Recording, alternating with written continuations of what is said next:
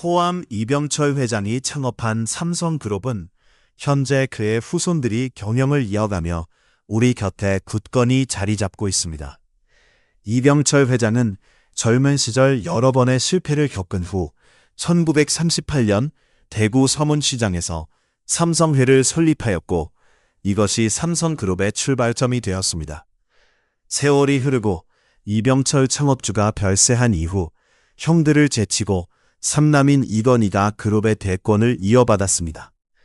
1990년대가 되면서 장남 이행희 측이 제1재단의 장녀 이인희가 전주 제지를, 오녀 이명희가 신세계를 인수하며 삼성그룹에서 독립하는 변화가 있었습니다. 또한 아버지와 갈등을 빚고 그룹을 떠난 이남 이찬희 가족에게는 제1합섬이 주어져 세안그룹으로의 발돋움 계기가 되었습니다.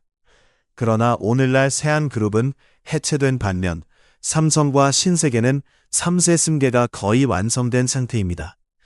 이 두 그룹의 중심에는 이재용 회장과 정용진 회장이 있으며 두 사람은 재벌가 삼성가의 뿌리를 공유하는 사촌 사이이자 3세 경영인으로 많은 이들의 관심을 받고 있습니다. 이재용과 정용진은 마치 평행이론처럼 유사한 삶을 살아왔다는 점에서 대중의 놀라움을 자아내고 있습니다. 오늘은 이재용과 정용진, 두 동갑내기 사촌의 이야기를 자세히 들여다보겠습니다. 이재용과 정용진은 삼성 창업주 이병철의 손자로 두 사람은 사촌 관계입니다. 이재용 회장은 이건희 회장의 아들이고 정용진 회장은 이건희 회장의 여동생인 이명희 신세계그룹 회장의 아들입니다. 이병철 회장의 자녀인 이건희와 이명희는 1살 차이로 두 사람 모두 아버지의 총애를 받으며 자랐습니다. 이후 삼성그룹에서 이건희는 삼성전자를 포함한 주요 계열사를, 이명희는 유통계열인 신세계를 맡아 독립적으로 경영했습니다. 두 남매의 관계는 각별했으며 자주 함께 남산을 산책하는 모습을 볼 수 있었다고 전해집니다. 이건희 회장은 가정 내 의견을 듣기 위해 이명희를 집으로 초대할 정도였고 둘은 한갑이 넘은 나이에도 업계 행사에 함께 참석할 만큼 가까운 사이였습니다. 두 사람은 모두 1967년에 결혼식을 올렸고 1968년에 자녀들을 낳았습니다. 이들이 바로 이재용과 정용진입니다. 사촌 사이인 이재용과 정용진의 삶은 평행이론이라는 말이 나올 정도로 비슷합니다. 두 사람 모두 1968년생 원숭이띠 동갑이며 이재용은 6월생, 정용진은 9월생입니다. 더 놀라운 점은 둘 다 경기초등학교, 청운중학교, 경북고등학교를 함께 다닌 동창이라는 사실입니다. 동창들의 증언에 따르면 두 사람 모두 학교에서 상위권 성적을 유지했다고 합니다. 이재용은 재벌가 자녀라는 점을 드러내지 않고 평범한 모범생으로 생활했으며 중학교부터 고등학교까지 주로 반장을 맡아 친구들과 친하게 지냈지만 눈에 띄는 행동을 하지는 않았습니다. 반면 정용진은 조용한 모범생이라기보다는 외양상 골목대장 스타일이었다고 전해집니다.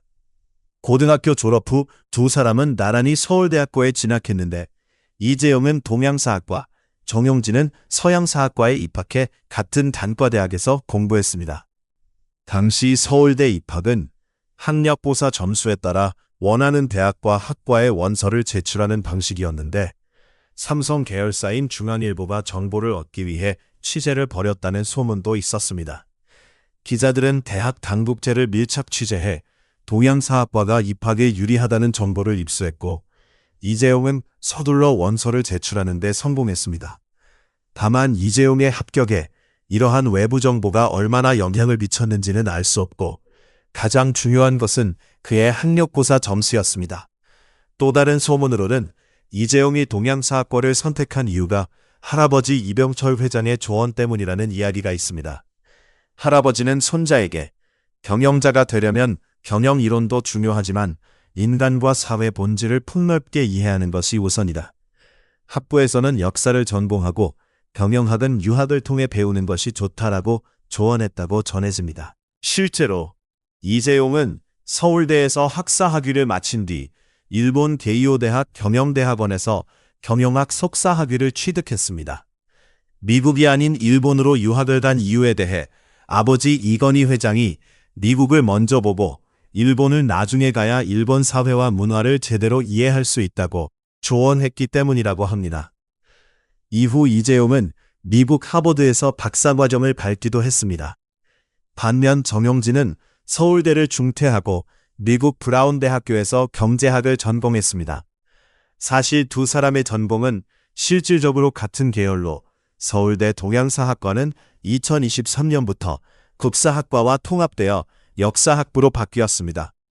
또한 2025년에는 이부진 사장의 아들이 서울대 경제학부에 합격해 이재용과 동문이 되는 일도 있었습니다. 이재용과 정용진은 각각 병역 면제 판정을 받았는데 이재용은 허리디스크로, 정용진은 과체중으로 면제받았습니다. 특히 정용진은 1990년 병역 판정 당시 면제 기준 체중인 103kg을 1kg 초과한 104kg으로 면제를 받았지만 입학 당시 기록상 체중은 79kg에 불과해 체중이 급격히 증가한 점이 의혹을 낳기도 했습니다. 이후 정용진은 자신의 SNS에 멸공이라는 문구와 정부의 대북 정책을 비판하는 게시물을 올려 논란을 일으켰습니다. 그는 멸공은 중국과 무관하며 오로지 우리 위에 사는 애들에 대한 것이라고 선을 그었으나 열린민주당 김성애 대변인은 그를 비판하기도 했습니다. 한편 이재용은 대학 시절 1급 판정을 받았으나 1년 뒤 재검사에서 허리디스크를 이유로 면제받았습니다. 삼성 측은 이재용의 징병검사 등급이 1급에서 5급으로 하락한 이유에 대해 국가대표 승마 선수로 활동하며 여러 차례 부상을 입은 결과라고 설명했습니다. 실제로 이재용은 승마에 특별한 애정을 가지고 뛰어난 성적을 거두었으며 1989년 전국대회에서 여러 차례 우승, 아시아 승마 선수권에서는 국가대표로 장애물 단체 종목에서 은메달을 획득했습니다. 그러나 삼성의 고문 변호사였고 삼성 비자금 사건을 폭로한 김영철 변호사는 이재용에 대해 골프를 매우 잘 쳤는데 허리가 안 좋아 군 면제를 받았다는 게 의아하다고 언급하며 의문을 제기했습니다. 한편 2025년 이재용 삼성전자 회장의 장남 지호 씨가 미국 시민권을 포기하고 해군 학사장교로 입대한 사실이 알려져 큰 주목을 받았습니다. 이재용과 정용진은 결혼 생활에서도 비슷한 행보를 보였으나 모두 이혼을 경험했습니다.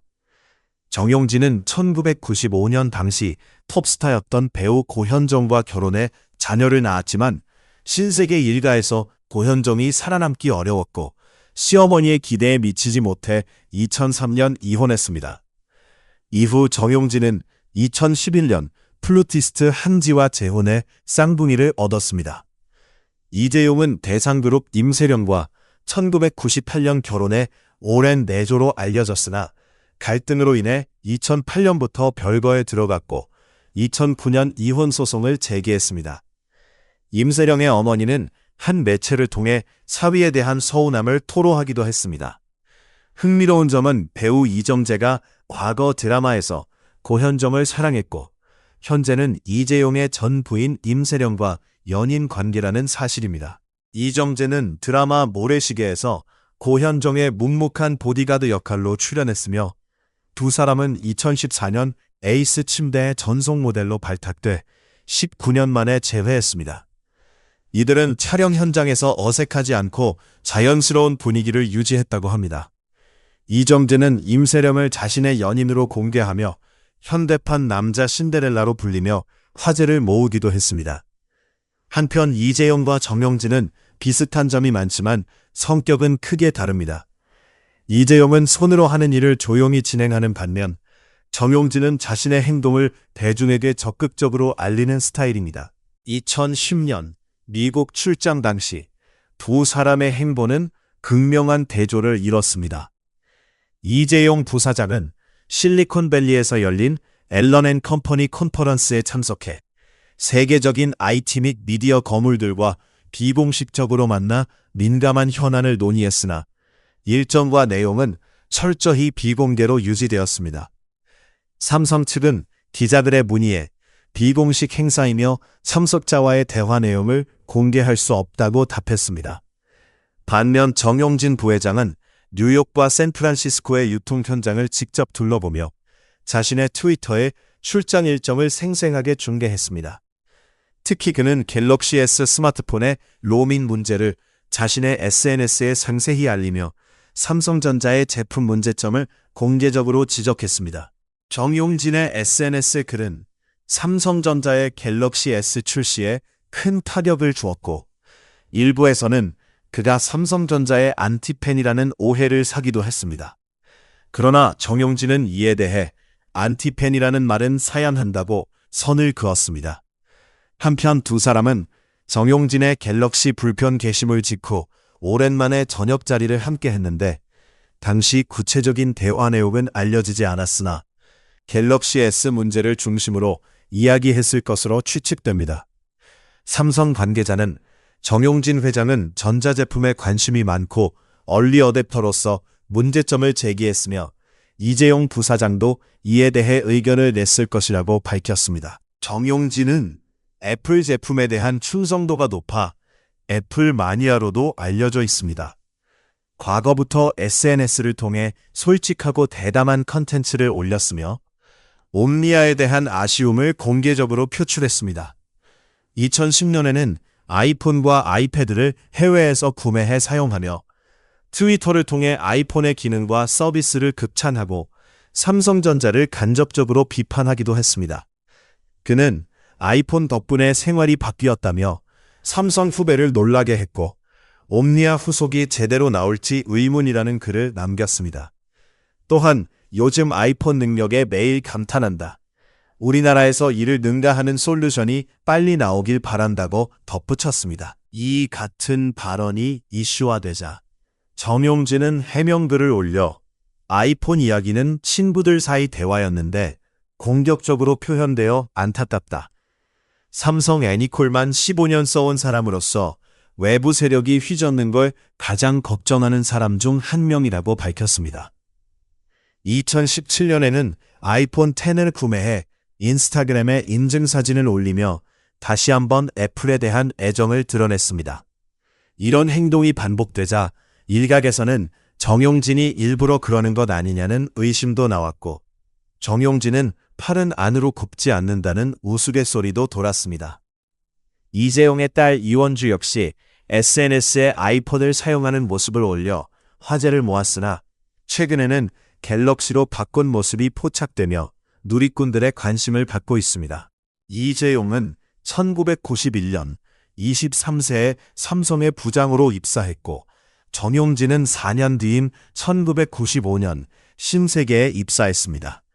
정용진은 빠르게 승진해 1997년 상무, 2000년 부서장, 2006년 부회장이 되었으며 이재용은 일본과 미국에서 유학한 뒤 2003년 상무, 2010년 사장을 거쳐 2012년부터 부회장 직함을 달았습니다. 이처럼 두 사람은 같은 집안에서 성장했지만 각각 삼성과 신세계라는 다른 길을 걷게 되었습니다. 또한 이건희 회장이 쓰러진 후 이재용은 경영권 승계 문제와 갤럭시 노트 7 배터리 폭발 사고, 최순실 박근혜 게이트 연루 등으로 큰 위기를 맞기도 했습니다. 당시 이재용은 국회 청문회에서 진땀을 흘렸고 검찰과 특검 조사를 받으며 구속영장 청구까지 받았습니다. 반면 정용진은 자신이 영향력을 발휘하며 기대에 부응했습니다. 그가 도입한 스타벅스는 국내 시장에 성공적으로 자리 잡았고 현재 2,000여 개 매장을 운영하며 세계 3위의 성과를 내고 있습니다. 또한 이마트 노브랜드 등 유통사업도 소비자들로부터 호평을 받으며 매출 성장을 견인했습니다. 하지만 이재용과 정용진이 이끄는 그룹의 규모와 자산은 현격한 차이를 보입니다. 이재용은 창업주 이병철의 적통을 물려받아 삼성그룹을 세계적인 기업으로 성장시켰으며 삼성은 대한민국 경제에서 차지하는 비중이 매우 큽니다. 정용진의 신세계 역시 국내 유통업계에서 굴지의 기업으로 평가받지만 입지나 위상면에서는 이재용이 압도적입니다. 2022년에는 이재용이 삼성전자 부회장에서 회장으로 승진하며 이재용 시대가 본격 개막했습니다. 이에 전 국민이 이재용 회장이 할아버지와 아버지를 넘어서는 총수가 될지 주목하고 있습니다. 또한 정용진이 구단주로 있는 프로야구 SSG 랜더스가 우승하며 화제가 되었습니다. 그는 SK 와이번스를 인수하며 회사 경영과 프로야구단 운영을 연계하겠다는 비전을 밝혔고 야구단 운영에 대한 새로운 시도를 이어가고 있습니다. 그는 롯데 등 기존 업체들이 본업과 야구단을 제대로 연계하지 못한 점이 아쉽다며 차별화를 선언했습니다. 2025년 10월 29일 팩 CEO 서밋에서 이재용 회장과 정용진 회장이 만났습니다. 이재용은 누군가를 보고 놀란 표정을 지었고 곧이어 정용진과 악수와 포옹을 나누며 반가움을 표했습니다. 정용진이 정의선 회장과 포옹하는 동안 이재용은 밝은 표정으로 정용진을 꼼꼼히 살피며 살 많이 빠졌다고 인사했습니다.